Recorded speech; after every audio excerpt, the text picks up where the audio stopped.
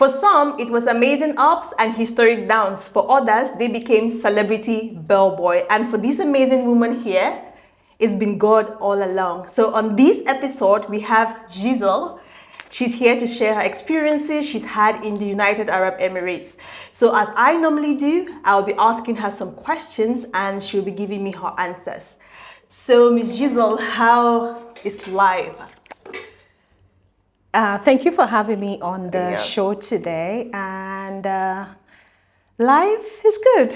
Life is great, I would say. Okay, perfect. First and foremost, let me thank you because I know your schedule is a very tight one and you made out time to come here to be part of my success, and I'm super grateful for that. You're welcome. My it's pleasure. Only people that have you at heart that can leave whatever they are doing to be here today with me, and I really do appreciate it.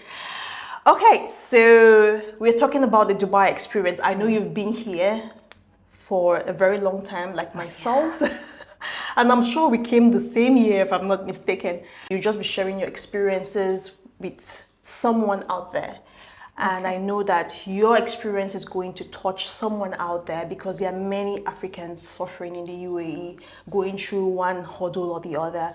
And they are thinking, maybe it's bad luck. It's not bad luck because some people have been through that road. They made it and they are up to success right now. And so she's one of them. I'm clapping for myself. Yeah, she's definitely one of them.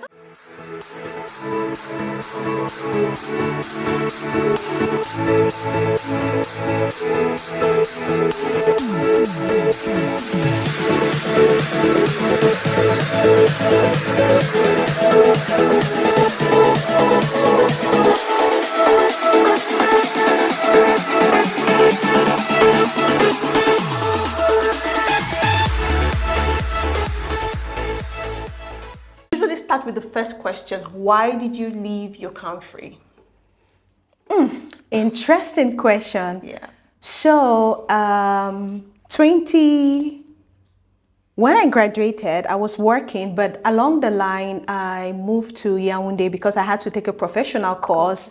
And then I was doing German because I was thinking of going to Germany for studies. And the boyfriend at the time that was supposed to sponsor, he started acting up and it wasn't going. So when things fell apart, my brother was like, I know you're a hustler, you're smart. UAE is a growing country, you know, there's lots of opportunities. So I'll take care of everything. Once it's said, I'll let you know, you go there and do your best. Okay. And for me, it was a bit impromptu, but I'm like, okay, God, Germany didn't work out. Let's go and see what's out there.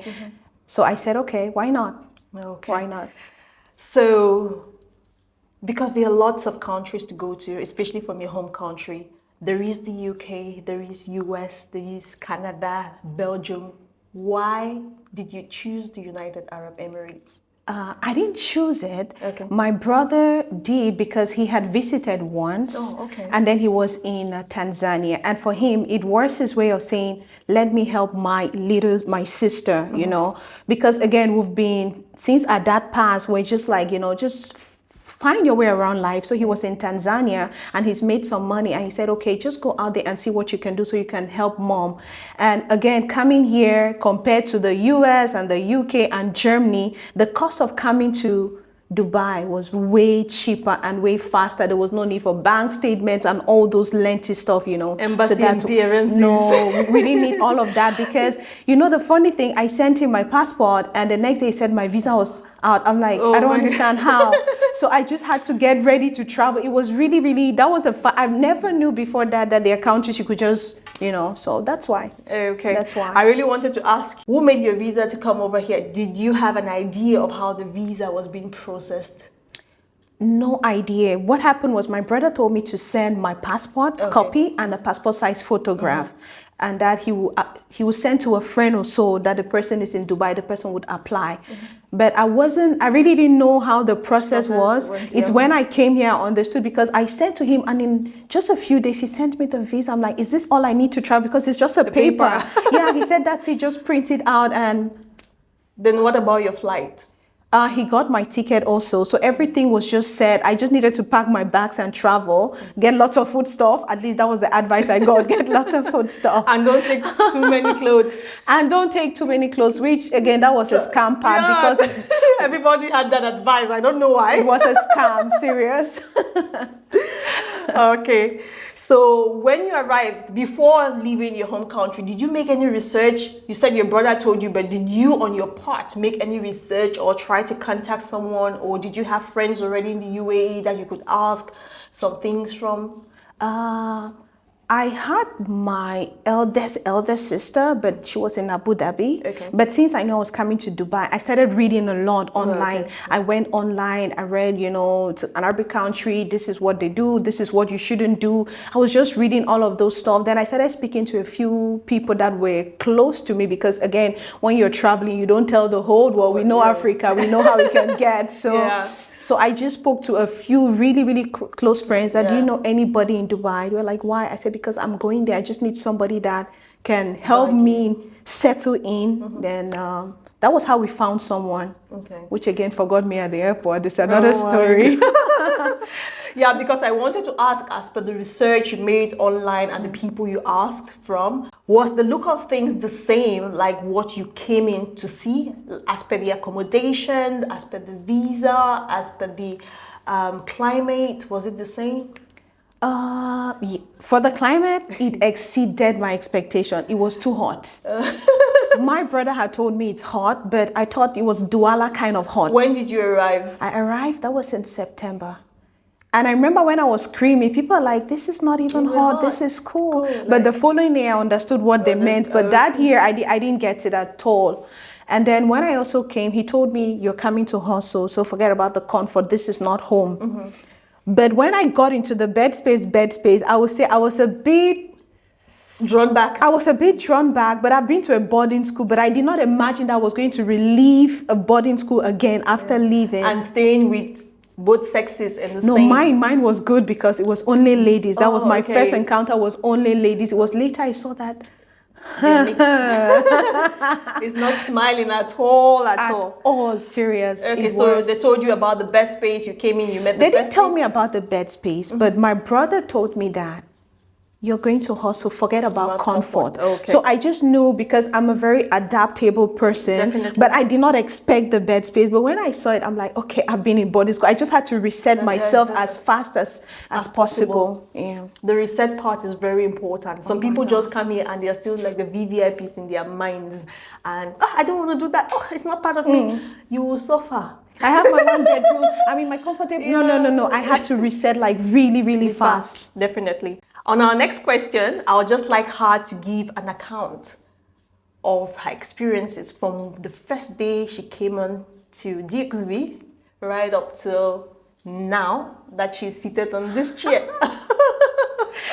Okay, I'm gonna try to summarize because it's been a journey. But I remember when I got to the airport that period, I started calling the person. When did you land? Morning or evening? It was early morning, very early morning, maybe 4 a.m. or so. It's like the normal flight. Yeah, the normal flight. And I know we had transit in Kenya, then we came. So when I got there, I started calling the person. First, I didn't have the number, so I had to, my phone didn't even work. I had an iPhone. I think 6 or 7 that time, but for some reason... You were coming to Dubai with an iPhone already. This you were a very big chick, eh? No. I mean, it was a gift before I came. It was a gift. Okay. So when I came, for some reason, the phone wouldn't work. Okay. So I had to just speak to someone outside that, please, can I call? And good God, the person understood, because when I came and I started understanding the English, it was a miracle. God prepared the way for me. So I asked for his phone, then I called the guy. The guy said, oh, I'm still away, but I'll be there. Just wait for me. I didn't know him. So I was talking. I was trying to find a phone network. Let me speak to the person. Like, send me his picture. I just know the name. And that time, there was no WhatsApp, I'm sure. There wasn't. There wasn't. Or maybe not that popular. I don't think it was something that I personally used. No, I don't think so. It wasn't. No, it wasn't. 2014? Yeah, you're right. It wasn't. It wasn't. So when I called, finally he came and he said, okay, we're going to where you're going to stay. And he told me, he said, I've spoken to her, you pay her the next day. but just be sure that change your money. He gave me some little advice, a very nice guy. He said, change your money, get it in dirham so you can pay. I know you might not understand, but just do it. The next day, he was able to still come, take me, we changed the money because the girl did not let me sleep. That was my first experience. I couldn't understand how somebody just landed and you need money before they use the space. Yeah. And guess you, I was on the bunk bed, not the down. I was up. But the truth is, that's the same story I've heard on this seat with other people. Really? Like, yes, they had to keep their bags outside, and the lady, the space lady, or the, how do they call it, bed space landlord. Owner, landlord. It's not easy to own a bed space, please. Oh my God. So they used to call the landlords. So he's just like, where's your rent before you even step in? Yeah. So I've had that, like, many people. She literally woke me up because when I got there, they said, this is your bed. As usual, I prayed. I kind of like changed the sheets because my brother told me, just get a few beddings. You don't know when you might need it. Yeah. And she told me she needs her money. And so I had to, I was literally standing and just waiting. The guy came again because he had to go to work. So he took off, came back. He took me to Century Mall. It was very close there. We withdrew the money. I came and gave the lady because before I could sleep. But I just couldn't understand why a human being wouldn't understand that. You just come in. You don't even know the place. But she didn't really care. She needed her money. So I'm like, okay, this is life. This is the hustle. The hustle has started, you know. And I remember after that, I started looking for a job. And then people started telling me, you need to make this CV, that CV, that CV. I'm like, I don't understand. Why? So they told me make waitress, cleaner. Forget about office job. You can't get it, which is a lie. But thank God I had a mind of my own before coming. I actually did make a cleaner, but I said, no, this is not it. This is not for me. I've been working in an office. I can do it. I know how to use the computer. I'll get through it. So I left my CV the way it was in Cameroon. The only thing I did was, get the nice pictures like they said. I added on it and I kept applying. I'll have the interview somewhere very far. I will go, and I remember one interview, the person forgot I was even there. Oh my God. I was there for hours, and then he came to, oh, you're waiting for the interview? Okay, just go home, we'll call you. I came back for the next 2 days. I literally just slept on my bed. I didn't go nowhere. I didn't apply. I was frustrated. That's hard. The transport I took to go there, when I converted in CFA, I want to cry. But it was tough. It was tough at the beginning, but I kept applying. I remember one time a guy came, he told me, oh, you're such a fine girl. You should not be doing this. You know, those normal chatting things. So he was like, maybe you could be my girlfriend. I'll help you navigate. I've been here for some time. I'm like, I'm not about that. I'm here to hustle. My family needs me. I'm here to hustle. So I had this interview. When I went, I actually started there. But when I saw her, it was actually a bridal shop. So they told me, because I told her my visa was almost expiring, then she said, oh, just go to Kish, or is it Oman, and then we'll send the visa. And one guy did. Like you said, it's just been God all along. The guy told me, don't go, they won't make a visa. I'm here, but it's the same story. So the next day I didn't even show up. That was it. I started the hustle. So how many months visa did you bring? 2. It was, because when I came, it was 2 months, but actually it was 1 month renewable. It was 1 month renewable. So I had renewed already by this time. Yeah. So I was really, the time was taken, but I'll only go to church, come back, feel like, you're always church. Yeah, you always have hustling. To tell them, You're not here for church. So, you can't be doing this. And I was like, you don't understand my journey. Just let me be here. So I remember this particular day, I was 5 days to my visa finishing, and I was just praising God that morning, and my phone rang in the midst of praise. And he said, can you come over for interview? I got dressed in the speed of light. I was there, it was at Udmeter. And when I got there, the next thing he said, just start working. Wow. What position? I was the administrative admin assistant. I had a Filipino lady. She said she was going on leave. She was pregnant, so she was handing over she did like handover the same day. I just finished talking to the man. She started doing handover, showed me I had to work on a Mac computer. I've never seen that in my life before, so I knew my life was really going to change. And when I came back, I promise you, people were shocked in the whole villa that I got a job, and an office job. They're like, how did you do it? I said, God did it. So that was the beginning of great things. But again, he turned out to be a terrible human being. he wasn't straight, I promise you, because we had people coming to threaten me every day in the office. He had taken their money. I remember even we relocated from the office in Udmeta overnight. Oh my God. So he was owing rent there. That's the first time I'm hearing. Yeah, I'm telling you, I've had some crazy stories. He was owing rent, and then he told me, I've arranged with some movers. Just pack the things you need on your desk. Just put it together, they'll put in a box, and we are going to a new office. And how I know, I'm the admin, so I receive all these letters every day. You're reminded to pay the rent, the bills, and everything. The next day, by morning, he sent me an email, and the driver, we had a pickup, said, this is the new office. I found myself in Alcos. You can imagine. I've never seen that kind of relocation. And when we got to Alcos, it was a warehouse, not an office per se, just a warehouse. It was a bad experience, I promise you. Given that, I later discovered that that lady wasn't even going on leave. She had resigned, and he told her to wait for the new person to hand over. Okay. So I discovered I was the only employee. So I was PA, I was administrative assistant, I was finance, I was HR. It was hard. It was hard. There were days I would cry. I didn't want morning to break when I think of going to work. It was hard. It was hard. And it became hard when he started making advances towards me, and I refused. And he told me, my friends have Cameroonian girlfriends and they're really good. So if you don't want to be my girlfriend, you bring me another person. I've never heard that one. Yeah, and I told him, I said, I don't work in Dara, because by then now I know things go on in there. You don't work in Dara. Oh my God. He was so mad. He said, that's rude. You're talking to your boss like that. I said, but this is not a professional conversation. So I felt I could be... I said, I don't work in Dara. He says, you either date me or you bring me a Cameroonian lady. I'm telling you. That's to the point. That's to the point. I was literally harassed almost every time in the office. I used to call my pastor. I would say, sir, I will commit murder today. This man touched my bum. I was crying. I could not wear trousers. I could not wear skirts to the office any longer because I wasn't sure. And it's just him and I in the office. No other employees. The other people, the other two were delivery guys. So they pick stuff, they go and deliver in Carrefour and Aswak. So it was just me and him most of the time. And there were no cameras in that new place. In Udmeta, there was camera, but this warehouse, there was no camera. So I couldn't risk it. Yeah. So how did you leave the place? And then when I said I couldn't date him, he started cutting my salary. So sometimes he just gives me 900 dirhams at the end of the month. But how much did you agree? We agreed on 2.5.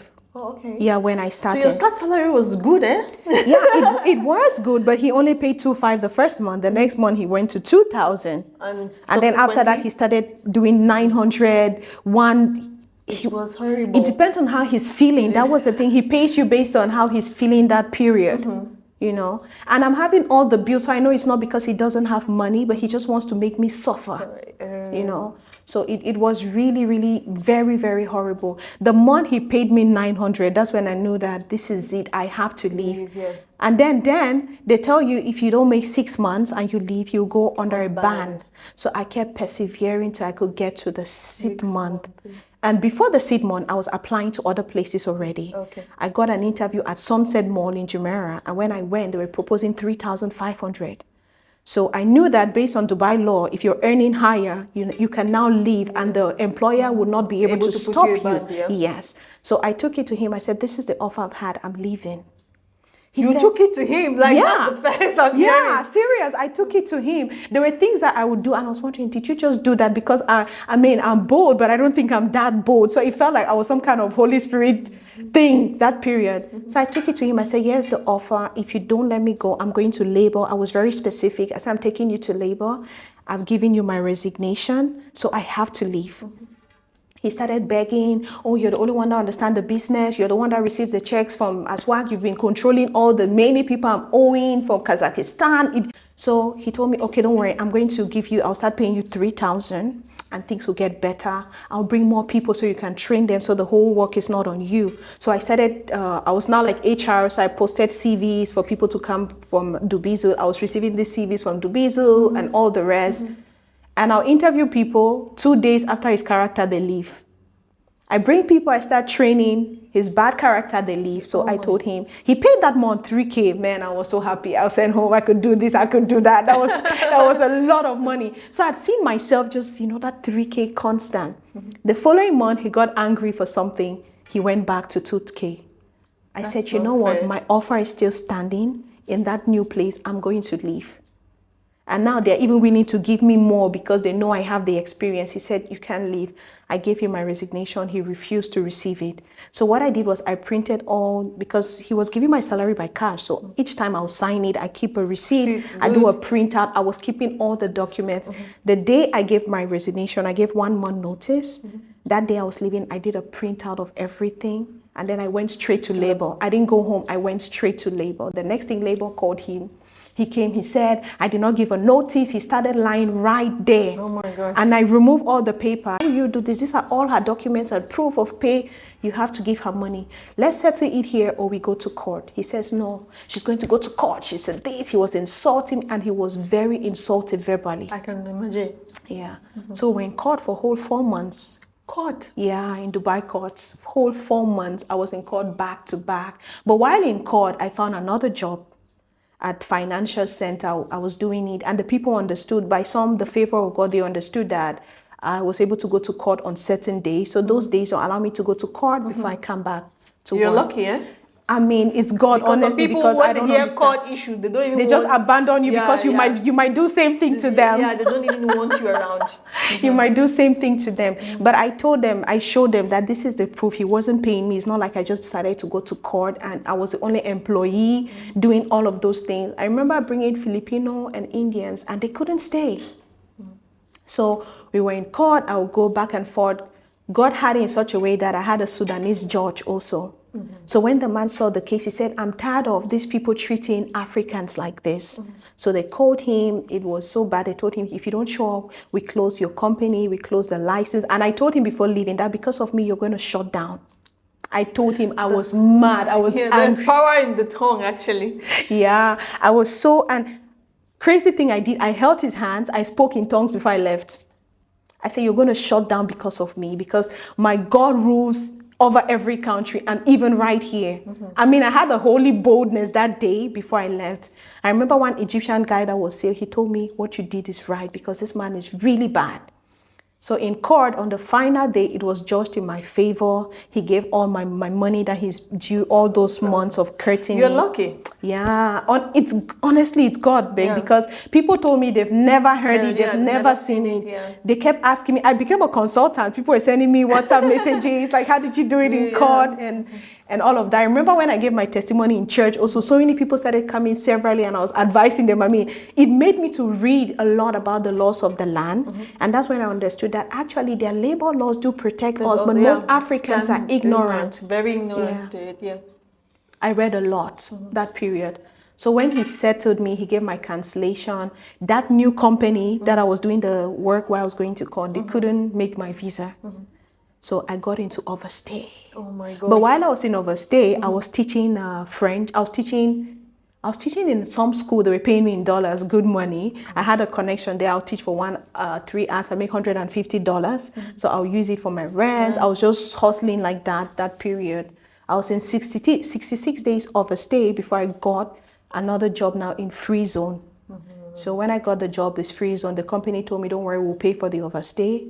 It was just God's favor, honestly. They paid for the overstay and I started working there. And I was the only African in 22 years of the company being in existence. And so people used to just come and stand and they'll be staring at me. They've never seen an African. They've never seen. Each time I change hair, they're like, oh my God, can I touch? I was like, they were doing as if I was some strange human being, you know. And these are people that maybe they just left from Bangladesh and Nepali and they just came straight to work because it was a factory. They were doing interior decor. So I was on the front desk. Then they were like, you know, the factory guys. So they were, I mean, it was. Where were you living and where was your office when you work in the free zone? That was when we met that time, you know. That's why I had to ask the question. Because you used to complain about the distance. So that's why I asked the question. Because that's when that's when I met her around that time when my life was taking a bit of shape. That's where we met. I was leaving Abu Hill to Jebel Ali South. It wasn't just Jebel Ali, it was South. Okay. Because when you get to Jebel Ali Metro, you take a bus again to get inside. Yeah. If you miss the bus, it's like 20 minutes walk. Oh. Serious, it was. But it was a good start for me, because I began to see that people really value Africans. Yeah. If you're able to show that this is what I can deliver, Yes. then they'll be able to maybe train you, or you can grow. Because the manager there, even though it was an Indian that has a company, the managing team they were British. So Yeah. it was really, really good for me there. It was a good start. Okay. So from there, and I was there for 1 year, 5 months. Then I got my job that I'm presently doing now. Okay. So that's been my journey. So how was your accommodation life like? Did you move? Because in the UAE or Dubai, we have this notion about people being nomads, walking from one place to the other. Today, the person who is subleasing the villas don't pay on time, and maybe there's no water, there's no light. Under heat, you have to Oh my move God, from now one you're place bringing to the memories other. back. I'm telling you. Or sometimes you are in a villa that they are using just one toilet and you have to queue up. So give us that story. We Okay, really now want let me take us through the accommodation part. So when I came, I was in that bed space, and the whole place was tiles.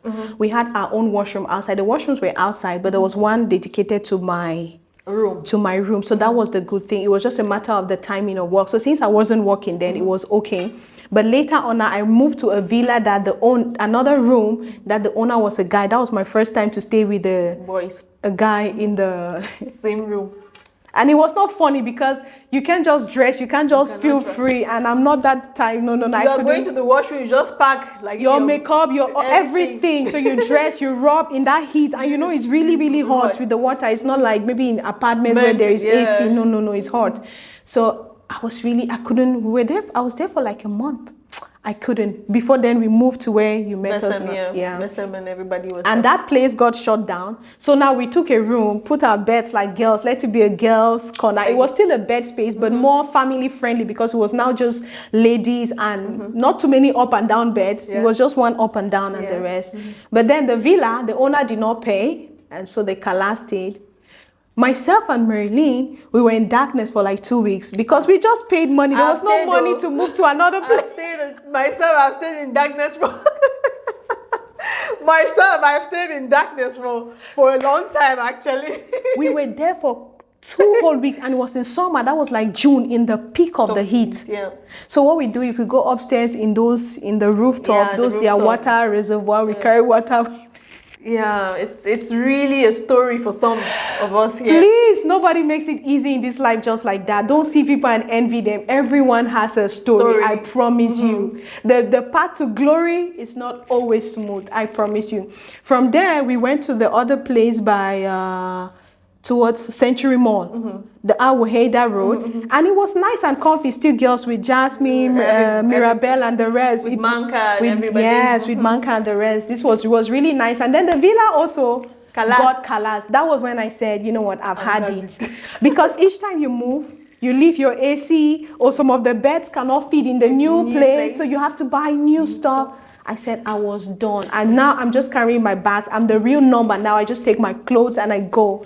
That was when we went to Dubai Internet City. We took a room there in Dubai Internet City, and then later on took another room again in Dubai Internet City, because the flat also, the guy started bringing, it was shared ladies and guys, which for me, it was not proper. It wasn't proper. So I had to go to where, okay, it's just going to be ladies only. So I went to Dubai Internet City. Later I moved again. I took another room in Al Gate. So I've really... You moved?